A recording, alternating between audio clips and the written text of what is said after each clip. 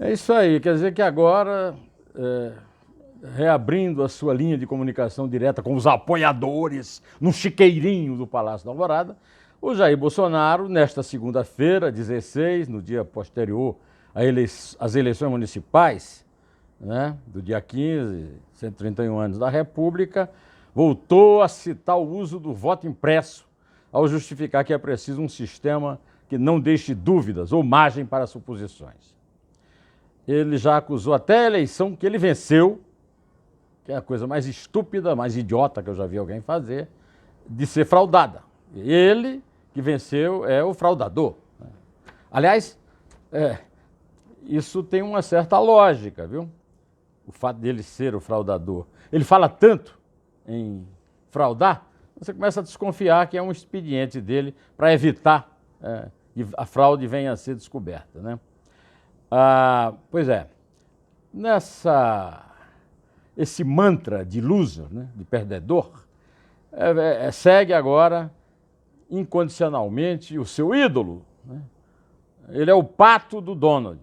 E para começar a conversa, vamos esclarecer de uma vez que a única fraude eleitoral no Brasil que se sabe que é aprovada é o Jair Bolsonaro, que fez uma campanha toda montada numa direção e depois traiu todo mundo. Quem quiser saber a lista de traições, procura lá no blog do Nando Moura, que vai achar uma lista completa. Eu não vou ter tempo aqui de citá-la. O que é certo é que blogueiros comprometidos com Bolsonaro, como Oswaldo Eustáquio, Bernardo Custer e a deputada Carla Zambelli, tentaram participar de uma cortina de fumaça, mas só mostraram que a mentira, vulgo pós-verdade, só interessa à direita jumenta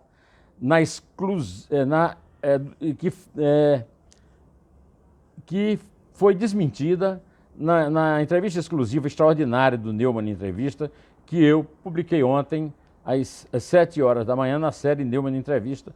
Luiz Roberto Barroso, presidente do Tribunal Superior Eleitoral, ministro do Supremo Tribunal Federal, garantindo uma eleição sem fraudes e na votação e na apuração. E houve apenas um atraso que dependeu, como o Cláudio Dantas, do antagonista, divulgou, pela mesquinhez de Dona Rosa Weber, que desligou os supercomputadores e não providenciou um computador, uma rede alternativa, que no fim foi confirmado o que o Barroso disse.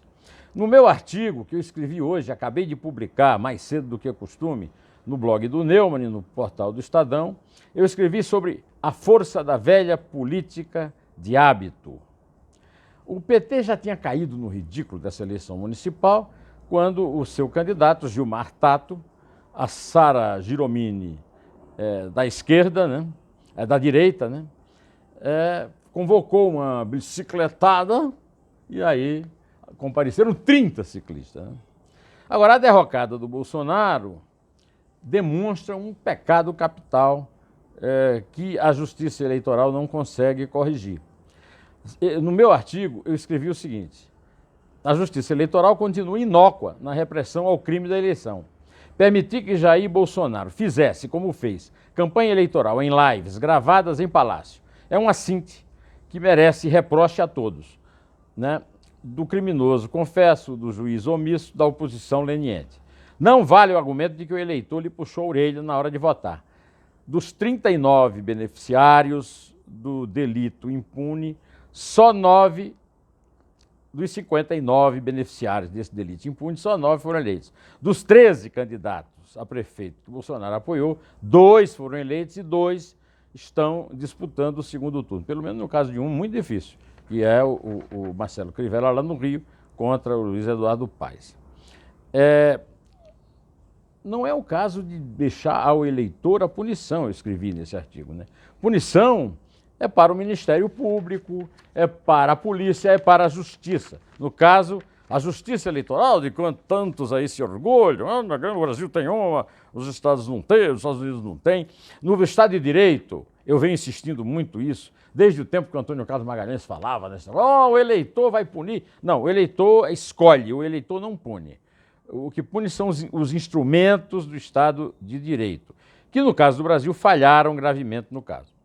o capitão de milícia jogou todas as suas fichas na votação do filho 02, Carlos, comandante do Gabinete do Ódio no Planalto para a Câmara do Rio, base eleitoral e sede territorial da família, com GLI.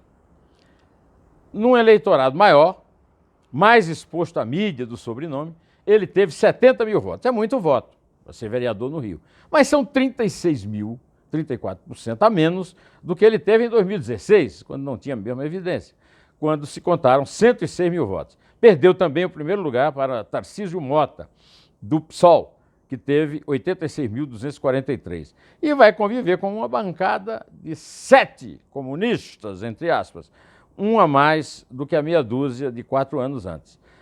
Para completar o mal-estar, terá de esperar a próxima passagem do elevador do Palácio Tiradentes, quando a viúva de Marielle Franco, Mônica Benício, eleita com 22.999 sufrágios, ocupar um lugar nele.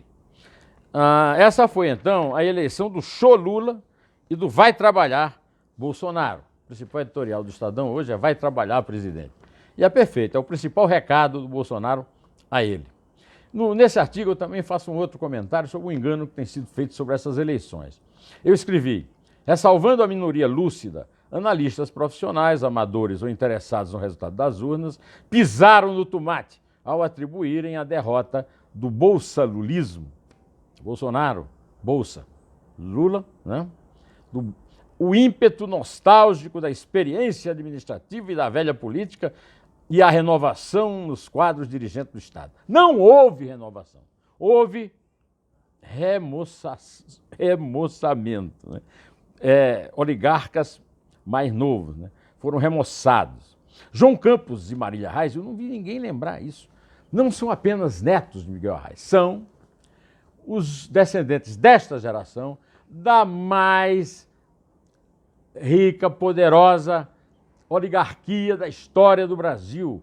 Os Alencar, do Cariri cearense, a qual pertencia, por exemplo, o grande escritor José de Alencar, que vem desde o Império e até hoje está lá nos descendentes de Miguel Arraes. Bom, eu escrevi também que também é um neto de oligarca, o Bruno Covas, que é neto do Mário Covas, patriarca do PSDB. O fato de as linhagens da nobreza política terem chegado à segunda geração está longe de representar novos ares limpos e arejados no pedaço. Isso também vale para o caso da primeira capital do Brasil, São Salvador da Bahia, na qual o prefeito, neto e xará do cacique Antônio Carlos Magalhães, elegeu no primeiro turno Bruno Reis, que assumirá o bastão na passagem do poder no carlismo baiano. A manchete do Globo resume bem a eleição. Partidos do Centrão avançam em capitais e no interior do país. PT, PSDB e MDB perdem terreno. Ou seja, meus amigos, o preço do Centrão para garantir a impunidade da família Bolsonaro vai aumentar e também para garantir o resto do mandato. O preço para a reeleição aí é outra conversa, né? Bom, essa entrevista que eu fiz com o Luiz Roberto Barroso está no ar, ou seja, está no canal, você pode achá-la, da mesma forma que pode achar também o meu artigo, com o título aí que eu já falei, e a entrevista que eu fiz normal da semana, que essa do Barroso foi extraordinária, com o embaixador do Brasil, ex-embaixador do Brasil nos Estados Unidos e na China, Roberto Abdenur. Ele não acredita que o presidente Donald Trump consiga êxito nenhum em sua tentativa de ganhar a eleição norte-americana no tapetão, mas prevê grandes dificuldades para o próximo chefe do executivo na maior potência econômica e na grande potência militar do mundo para conseguir unir os cidadãos em seu governo, pois o loser, perdedor em inglês, o derrotado Donald Trump, do qual o Bolsonaro é o pato, teve 71 milhões de eleitores contra os 76 milhões de eleitores do democrata Joe Biden. Eu publiquei no sábado essa entrevista exclusiva e também ontem recebi um WhatsApp do Abdenur, que eu vou reproduzir aqui para você, para nos despedirmos nessa ocasião, que é o seguinte, é uma coisa importante. Mais uma derrota para Trump. Logo nos primeiros dias de seu governo, retirou os Estados Unidos da parceria Transpacífica, TTP, que era uma inteligente jogada de Obama para cercar, entre aspas, a China com uma ampla rede de comércio envolvendo outros países da Ásia. Trump sequer procedeu a uma análise do assunto. Agora a China vira o jogo e se transforma no fulcro de um ainda maior esquema de ampliação de comércio.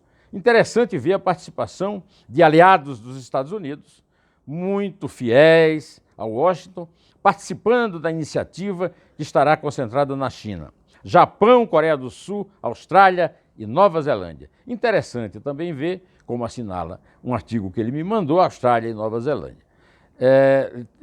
O Japão e China juntos no mesmo espaço econômico. Vai ser difícil para Biden correr atrás do prejuízo causado por Trump.